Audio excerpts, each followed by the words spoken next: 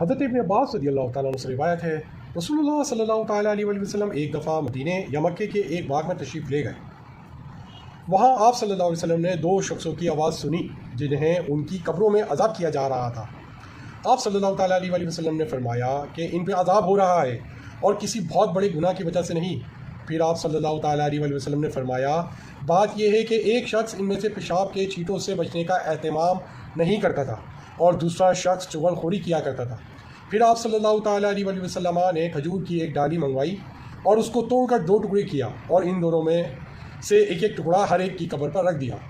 لوگوں نے آپ صلی اللہ تعالیٰ علیہ وسلم سے پوچھا کہ یا رسول اللہ صلی اللہ تعالیٰ علیہ وسلم، یہ آپ صلی اللہ علیہ وسلم نے کیوں کیا؟ آپ صلی اللہ تعالیٰ علیہ وسلم نے فرمایا، اس لیے کہ جب تک یہ ڈالیاں خشک ہوں شاید اس وقت تک ان پر عذاب کم ہو جائے۔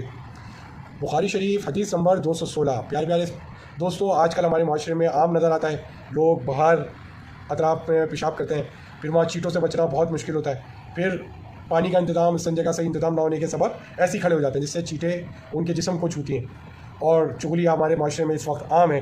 ایک مسلمان دوسرے مسلمان بھائی کی غیبت کیے بغیر رہ ہی نہیں پاتا۔ تو پیارے بھائیوں، پیارے دوستوں، یہ آپ نے حدیث مبارکہ سنی، تو ہم نے ان دونوں عمل سے بچنے کی کوشش کرنی ہے اگر ہم چاہتے ہیں کہ ہماری قبر میں عذاب نہ ہو۔